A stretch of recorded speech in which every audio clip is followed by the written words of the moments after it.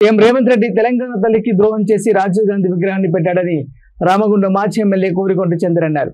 పెద్దపల్లి జిల్లా గోదావరికల్లో తెలంగాణ తల్లి విగ్రహానికి పాలాభిషేకం చేసి ఆయన మాట్లాడారు. తెలంగాణ ఉద్యమ సమయంలో ఏనాడు పోరాటం చేయని రేవంత్ రెడ్డి సచివాలయం ఎదురుగా రాజీవ్ గాంధీ విగ్రహం పెట్టడాన్ని తీవ్రంగా విమర్శించారు. తెలంగాణ ఉద్యమకారులు రాబోయే ఎన్నికల్లో సీఎం రేవంత్ రెడ్డికి తగిన గుణపాఠం చెబుతారని అన్నారు. వచ్చే ఎన్నికల్లో బీఆర్ఎస్ ప్రభుత్వం వస్తుందని సచివాలయం ఎదురుగా తెలంగాణ తల్లి విగ్రహాన్ని ప్రతిష్ఠించి గాంధీ భవన్ కు రాజీవ్ గాంధీ విగ్రహాన్ని పంపిస్తామని అన్నారు.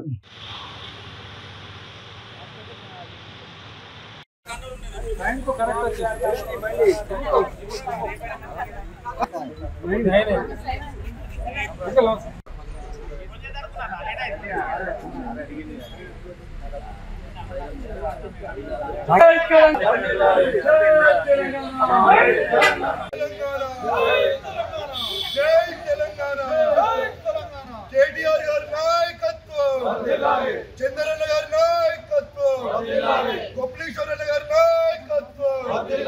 జై తెలంగాణ, జోహార్ తెలంగాణ అమరవీరులకు.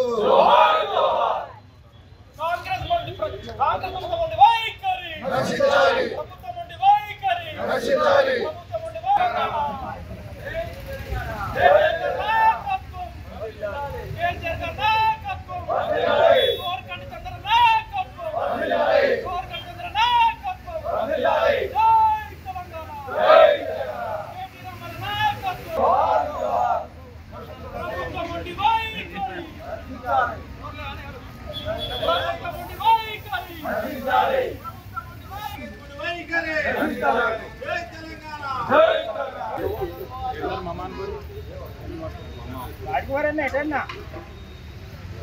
తల్లి సాక్షిగా తప్పకుండా రాబోయే ప్రభుత్వం కేసీఆర్ గారిని ముఖ్యమంత్రిగా చేయడం కోసం ఉద్యమకారులుగా మేము అహర్నిశలు శ్రమిస్తాము.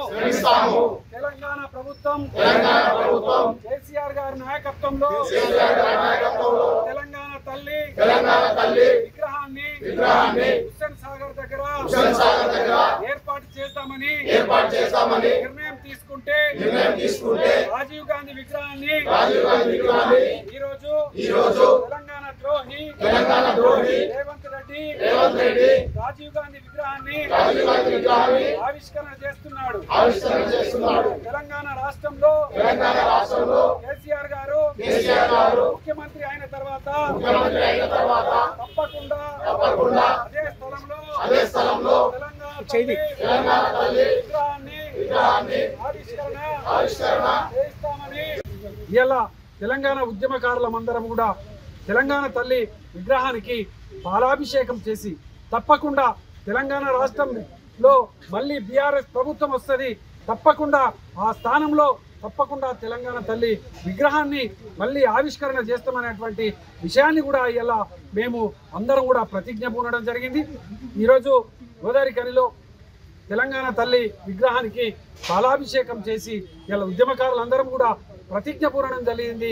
రాబోయే ఎన్నికలలో తప్పకుండా తెలంగాణ ప్రభుత్వాన్ని కేసీఆర్ గారిని ముఖ్యమంత్రిగా చేయడం కోసం మా చిత్తవిధాల మేము ప్రయత్నం చేయడంతో పాటు తప్పకుండా ముఖ్యమంత్రి కేసీఆర్ గారిని చేసుకుంటాం. తప్పకుండా ఆ రాజీవ్ గాంధీ విగ్రహం స్థలంలో ఖచ్చితంగా తెలంగాణ తల్లి విగ్రహాన్ని కూడా ఆవిష్కరణ చేసుకుంటామని కూడా ఈ సందర్భంగా మేమందరం కూడా ప్రతిజ్ఞ పూనడం జరిగింది.